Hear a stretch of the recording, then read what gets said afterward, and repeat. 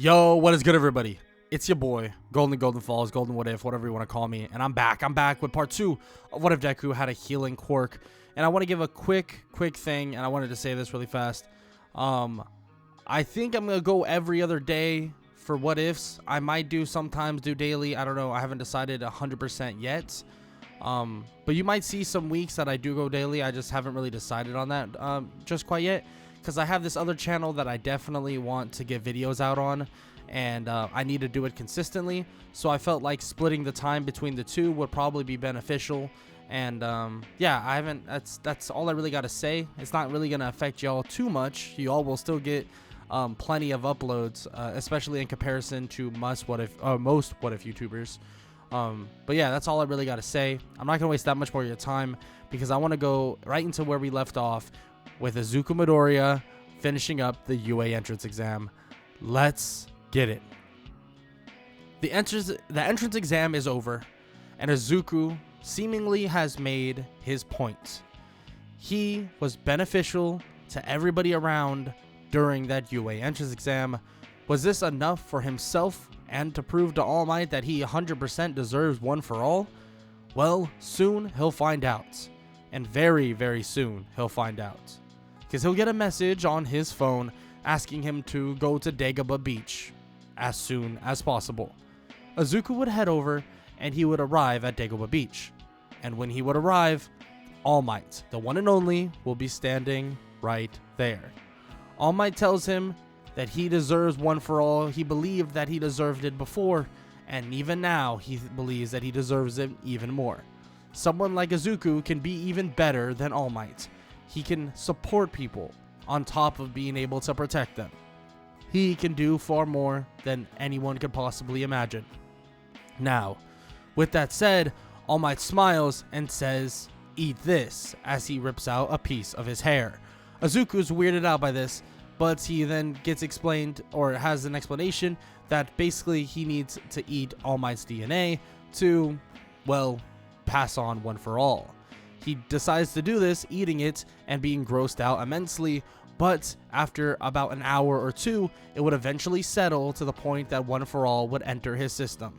But this is where the true training would begin. He has about 2 weeks before his acceptance, or at least the acceptance he doesn't even know about, but frankly it should be kind of a bit of spoilers when All Might himself is willing to give one for all to him, as if he knows that Izuku's going to get in.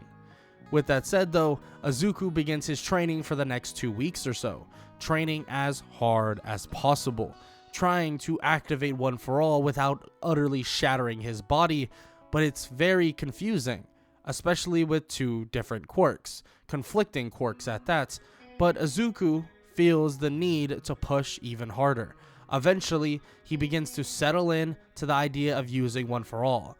They're not two coexisting quirks. He needs to realize that these two quirks are one in its own.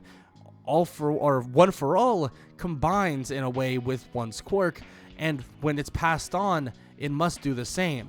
Izuku believes that there might have been one for all users that have other quirks that combined it with one for all. Of course, he won't be able to use them. He doesn't even know about any of the other wielders of one for all. Not really, at least. So he begins to focus as hard as possible, focusing the energy through his body more and more and more. After weeks of training this, he can finally feel the surge of energy, the surge of power. He begins to move his body as if it feels as if he's accelerated 100 times over. He's moving at insane speeds. But the issue with this is he can't maintain it. As he punches the air, he sends a giant shockwave, but it shatters multiple bones in his arm. It completely leaves his arm limp, and Izuku is hurting as one for all deactivates. He realizes something. He needs to use one for all at a very minimal scale. He can't be using his healing quirk every single time he hurts himself. That's just going to drain him even more.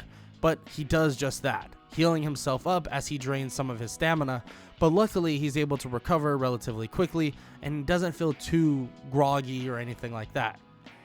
He would sit there and remember what he learned in his martial arts classes about meditation and also about calming one's mind. something that many people actually need to realize in martial arts. It seems that Izuku was pretty keen on basically keening in on this because he does have a relative calm mind. He tries to think things logically, but he does have a tendency of overcomplicating things. So martial arts definitely helped him out a far bit. He would sit there and wait for a little while as he would calm his mind, and as it seemed as if he used one for all at such a small percentage that it didn't really feel like there was that big of a difference. There was enough to the point that he felt that he was gaining some strength, but after a while he would drop out once again, not being able to hold one for all as always. All Might would tell him that he's doing a heck of a job, accelerating past far what All Might would have done and could have done way back when he got one for all. But he tells Izuku that he needs his break, that he'll be getting a letter very soon from UA, and even if he can't use one for all going into basically starting UA, everything will be fine. That's why UA exists. He's going to train, he's going to learn, he's going to get strong. Izuku has potential beyond even All Might himself, and All Might makes that abundantly clear, especially with his quirk. His body is built for one for all. At the end of the day, his body is adjusted to a healing factor, a factor that is based on support. He assumes that his body is built in a certain way that would allow one for all to basically mold a lot better within himself, even though he does have, well, a quirk, another quirk maybe that is conflicting, quote unquote, with it. All Might tells him to take the rest of the day off, go home, eat some good food, and get ready for a letter that's going to come. And that letter, the next day, would arrive. And All Might himself would be in that letter, telling Izuku that he did a heck of a job, that he found something that nobody else did, and supporting everybody on the field that day got him a ton of points. Actually, so much so that they, well, made him the #1 student in the entrance exam. It's hard to evaluate exactly what the hero points would entail and what the kind of saving and rescue points would entail, but he did so much during that time, healing, assisting, that there was no way that they couldn't deny him that #1 spot, which is fantastic. All Might smiles and says he's proud of the boy young Midoriya, and tells him he'll see him soon at UA. Izuku smiles and is happy because he did that. He did that without one for all. He did that without extra help, extra strength. He did that in a way on his own. He was able to push past the expectations. He was able to bring himself to the limit. But now he's been gifted with power that he never even knew he would have. Power to flatten buildings and power to flatten mountains. Izuku wants to take on this new challenge, and he knows this will be the path to the #1 hero. He would await the first day of UA, and when he would get dropped off, he would see the giant school that's in front of him. He would begin walking to his classroom to see that the door is ginormous. He would open that said door and walk in. When he would walk in, he would see Bakugo arguing with someone by the name of Tenya Ida with blue hair. Izuku would just sit down, and Bakugo would be shocked to see that he's there, asking how he got in, yelling at him, telling him that he must have cheated, he must have did something. But of course, the blue-haired boy by the name of Tenya Ida would get in front of Bakugo, telling him that nobody would have cheated to get in. That's impossible anyways. UA has a pretty flawless record. Izuku just ignores the conflict that's currently going on and ignores Bakugo, same as he's really done all his life. Bakugo is no concern to him at this moment, and he knows that whatever's to come is going to be under his control. So he awaits the arrival of his teacher, and Shota Aizawa would walk in. Aizawa would tell the class to calm down, especially the rowdy Bakugo that's up out of his seat trying to get into the face of Izuku. Aizawa tells him to sit down, be quiet, and listen. He tells everybody that today they're going to be doing a quirk assessment. They're going to be assessing everybody's quirk and see how far they've come so far without proper training. And a couple people ask, well, what about the orientation? But Aizawa says that they've been beloved and they've been more or less hyped up their entire life. They don't need more positive reinforcements. If you need more positive reinforcement, you should go home now to your mother. Aizawa tells them all to head outside and to get ready and put on a PE uniform. So that's exactly what everyone does, putting on their PE uniforms, and when they arrive, they begin to see that Aizawa has a bunch of things set up, starting with the ball throw. Aizawa explains exactly what's going to happen, and he asks the number 1 student of the entry exam to step up. Bakugo looks around to see who got number 1, because somehow he didn't. He got number 2. Izuku would step up, and Aizawa would slightly smirk as he throws the ball toward him. Izuku catches the ball and walks up. Bakugo loudly calls out to Izuku, asking how this is possible. He doesn't even have a strength quirk. He doesn't even have a powerful quirk. He's just a support hero, or a wannabe support hero. Everyone is shocked to hear this, but they do realize who he is. It's the same kid that was dashing around, healing and basically supporting everybody. They will talk about how he replenished many people's staminas and even made their quirks more powerful. Izuku slightly smiles and waves them off, saying that he found a different way to get in the entrance exam, and it seems like UA likes that version of getting points better. And Aizawa would smirk as well, as saying that it's one creative idea to get points, a risky one at that, because there was no clarification of there being hero points, but it's impressive nonetheless. Aizawa says that's the last thing he'll say complimenting the kid, because he still's got a long way to go. Izuku nods as he begins to try and channel One for All throughout his body, being able to use about 2 to 3% as he launches the ball, but it doesn't go that far. 2 to 3%, as we all know, is not that strong, and he hasn't really been training with it that long at all. He didn't start with it after or before the 10 months. His body is in peak shape, but he hasn't been able to learn how to utilize One for All, especially in percentages, at least not until the very end and basically a day or two before UA. So 2 to 3% feels about right, but his power would accelerate very soon. He would launch the ball and it would go about 150 to 200 meters, being pretty darn far nonetheless. Aizawa nods and thinks that's great. He goes to Izuku goes to line back up, and people question why that was so weak. Izuku can't necessarily support himself. Yes, I mean, they don't know he has One for All and this strength enhancement quirk in a way, but Izuku can't support himself. It's not like he can damage or power boost himself so that he launches the ball further. Maybe in the future, but he's never really approached that idea. He's always thought about his quirk as a support quirk and trying to assist or help everybody else.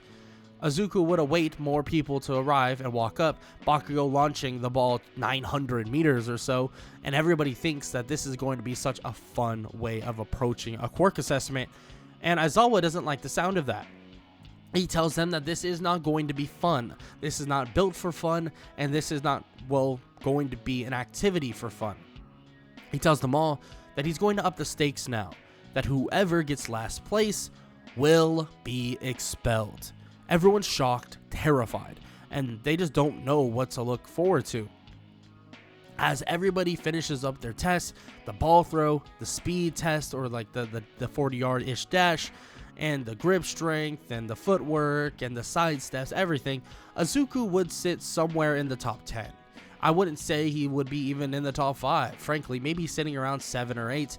Izuku might be strong, but 2 to 3% of One for All wouldn't really get him insane scores, and he would be a lot weaker than some of the people that are there.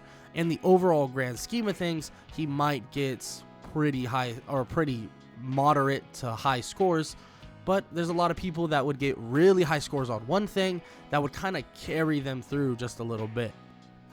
With that said though, Izuku would still do fairly well. He would be pretty close to the top 5, 6, 7, but he would do well overall and would be pretty safe from being expelled.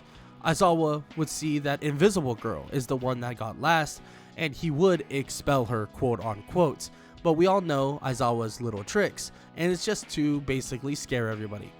He would tell her to go to the office as he would be right behind her very soon. And Izuku does feel kind of bad, but eventually he would realize that it's not necessarily expulsion. It was actually not that at all, frankly. But nonetheless, Izuku and the rest of the class would be dismissed, as though the idea and the weight of somebody being expelled is currently on their mind. They would leave, go home, will take a rest, and then come back the next day, and Aizawa would walk into the class with Invisible Girl. And it was just a point he wanted to make, and a point that he can get rid of any of them whenever he wants. There is no restrictions. He can do whatever he wants. So they better be trying their best no matter what. That's a threat. Izuku kind of smiles at this, reminding him of some of the teachers he's actually been around in terms of the martial arts over the last 10 months or so. Izuku is also excited to see what is to come next. What are they going to do in terms of training? And the first thing they're actually going to be doing is with the one and only All Might. All Might would bust through the door and say his signature, "I am here." Everybody would be shocked, as Aizawa would say that they're doing hero training, which is a little bit different than normal training, but All Might would explain more once they get on their hero outfits. Izuku leaves, and he begins to look at the outfit that he currently has, being similar to the one in canon, but more suited for more or less supports, or him supporting others, and also protection. So it would be more like a more advanced one, and he would allow the support people to actually make him one instead of, his mother making it, which I didn't really understand in the first place, but that's beyond the point. Izuku would arrive next to All Might, as All Might would then wait for the entire class to arrive, and he would explain exactly what's going to happen. Heroes versus villains. Now this is what's going to happen. Heroes versus villains training, quote unquote, will involve 2 versus 2.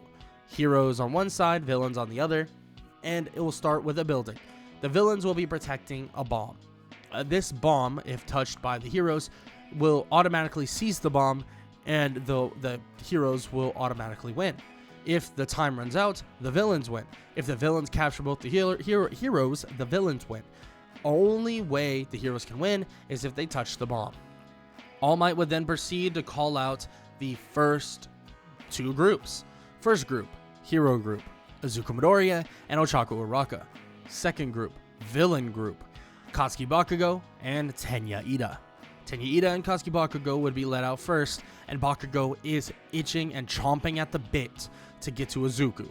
Ochaku would ask Izuku what their plan should be, and Izuku explains that with her quirk and what he's seen so far from the entrance exam and also the quirk assessment, they should be able to do recon real well. And she says that she can't really do that. I mean, she understands what he's saying, floating around and so on. It's kind of like flight. But Izuku says not to worry, that he'll assist her with his quirk. Izuku reminds her that he does have a support quirk, like most people have been saying and how he said before. So he'll power her up, they'll fly around, they'll search for the bomb, and they'll quickly win. Izuku says that he doesn't really want to have conflict with Katsuki Bakugo, and frankly, it would just get him even more mad if he avoided it. Izuku would slightly laugh, and Ochaku would find this kind of amusing as well. Izuku seeming like kind of a pacifist in a way, but Izuku also doesn't necessarily want to fight for no reason. Especially with his martial arts classes, he could probably most likely take on Bakugo on top of One For All. But he doesn't really want to do that. His quirk, originally, obviously his original quirk, his healing quirk, is built around making things better, making things easier, making things more efficient, helping others. So why would he want to conflict with a student, or with Bakugo in this instance, just out of brute force? There's really no reason to do that. So he decides that once the time runs out, him and Ochaku, a powered up Ochaku, would fly around basically from the side of the building, every single row, while Bakugo is scorching around with his explosions looking for him. They'll bust through the window that they currently find with the bomb behind it. They would find the bomb, walk in, touch the bomb, and it's over. Tenya Ida couldn't even react, couldn't even realized quick enough that Izuku and Ochaku Uraka were at the window that was there. And it's over. Just like that. That heroes versus villains training over in a matter of a minute, maybe even less. All Might on the intercom says that the heroes have won, Bakugo being pissed, seething with anger as Ochako and Izuku head back down. Izuku's a little winded. I mean, come on. He's power boosting and helping and supporting a Quirk that's already kind of unstable in a way, especially because Ochako isn't very good with her Quirk at this moment either, and it makes her extremely sick. So power boosting it and then also stabilizing her definitely put a bit of a drain on him, but at the same time it was very efficient and very productive in terms of what they did. Izuku asks if she's okay, and she says that she's never been better as Izuku throws up on the side of the building. Ochako asks if he's okay, and Izuku says he's just not used to power boosting and maintaining somebody with a Quirk like hers. He definitely has a taste of her own medicine now, understanding how her Quirk works. He laughs it off though and says that it was definitely an interesting experience, and Ochako kind of smiles and says that she agrees. They head back to All Might, and All Might says that that was a heck of a job, that Ochako and also Izuku had a foolproof plan, and it was done like heroes. Or just cut out the middleman. You don't need to fight, or if you don't need to fight, you don't have to fight. So that's exactly what they did. They cut out the middleman, found the bomb, and got it done and dusted, just like that. That's what real heroes need to do. If you can avoid conflict and basically subdue whatever you need to subdue, that's what you should do, and that's where you should go about. In terms of if you have to fight, then of course you have to fight. But it seems that Izuku and Ochako knew the assignments, and they approached it exactly how they should have. Something that even true heroes here, or even real heroes, quote unquote, that are in the field right now, don't even understand themselves. Ochako and Izuku obviously get their quote unquote flowers, and Bakugo and Tenya, more Bakugo, are extremely mad. Bakugo is livid, yelling at Izuku, saying that they need to fight, that he's earned that fight, and that he wants to show that he's a weakling. And Izuku shrugs and says that he is a weakling. All he can do is heal. All he can do is support. A support hero is he. He laughs as he walks away, and All Might kind of laughs as well, thinking that Izuku's very calm, at least right now, under pressure, and also calm in the face of someone like Bakugo, because he is frightening. With that said, the rest of the UA class, or the class 1A, finishes up their hero stuff, or their hero training, and all of them go. And Izuku is impressed by a bunch of the people, especially Todoroki. His Quirk is insane. He was able to freeze the entire building, and he assumes that it's not only the only Quirk he probably has a fire side. Izuku can actually tell. It's kind of odd though. It's like this aura in a way that he can feel, and he can feel this weird aura coming from Todoroki, as if he's scarred. I mean, outside of his face, of course. With that said though, he doesn't want to pry. He doesn't know Todoroki like that, and he'll be here he might ask some questions here and there, but he doesn't want to pry too much, because then that might lead to some conflict he kind of doesn't want to deal with. With that said though, everyone else finishes up, and class 1A seems to be done with their hero training. After the day is over and the next day would approach, Aizawa would explain to everybody that they will be doing some more training for rescue training. Now, rescue training is a lot different, especially in this regard. Rescue training is going to involve, well, going over to the USJ. The USJ is run by Pro Hero 13. Pro Hero 13 kind of teaches them what they need to do during certain rescue situations, and so on and so forth. Aizawa would tell all of them to head out to the buses, as they're going to be heading over to the USJ right now. As they're on the buses, everyone begins to speak about different quirks, about who they think is the strongest and who they think is the best, at least in terms of quirks. The argument is really between Bakugo and Todoroki. Even though there are a couple people there, like Ochako who argue that Izuku's quirk might genuinely be the best, and they've seen it. And some people there as well, they vouch for it, especially since some of them have gone through the entrance exam. They vouch for the idea that Izuku's quirk might actually be the best, because frankly, Izuku's quirk may be a support type of quirk and may assist people, but it just would make all the other quirks that much stronger. He's really never dealt with, or no one's ever dealt with someone like this and never have met someone like this. They didn't even know someone like a support type of quirk hero could even exist like this. Like, he doesn't even use gadgets to help other people. He literally uses his own quirk. So it's pretty mind-boggling in a way that he's able to support people in the way he does. But overall, in terms of raw power, Todoroki or Bakugo is the way to go in terms of the strength of Quirk.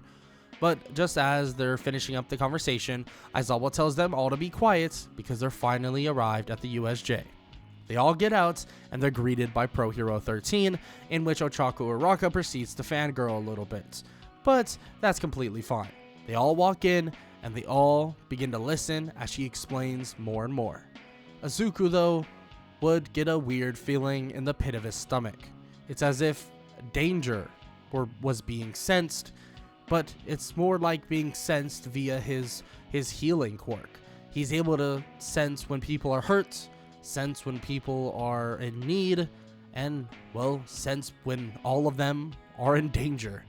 So when things begin to flare off in his quirk, and he begins to hear all of these signs as if something big is coming, he looks toward Aizawa, and he begins to tell him something in silence, more or less walking over and whispering toward him, and Aizawa tells them all that they need to back up. But just as they do, a portal would open up at the center of the USJ.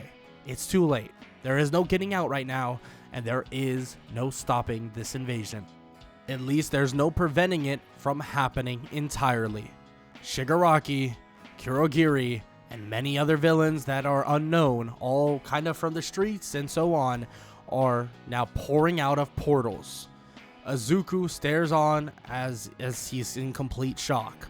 First time seeing some actual villains, outside, of course, the sludge villain attack. Aizawa tells Pro Hero 13 to watch the kids and that he'll handle the group of villains.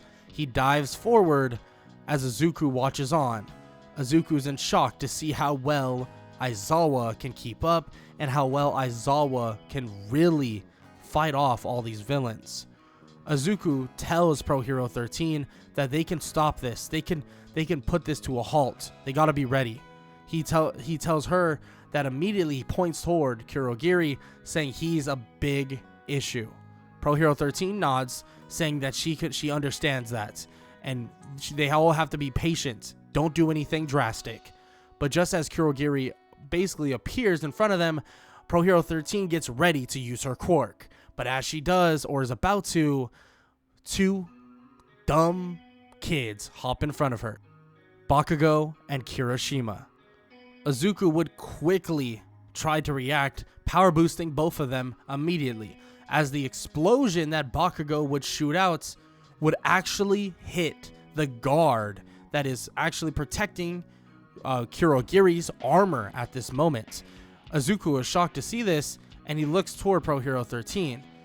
Kurogiri would react quick enough, though, and transport both Bakugo and Kirishima somewhere else, and would try to transport the other kids as well. But he's already slightly hurt.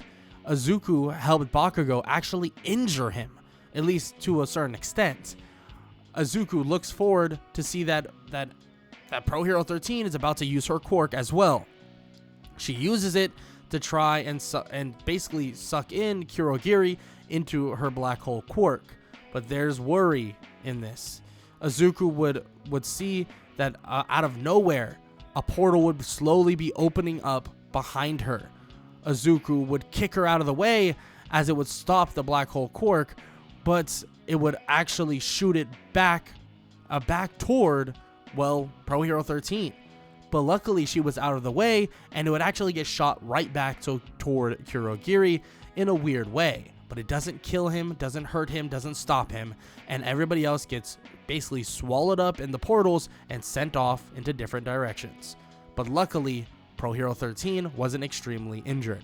Izuku would immediately plop into the water and would look around to see a shark-like creature charging toward him. But luckily, out of nowhere, a tongue gets wrapped around him and he gets thrown up on a ship.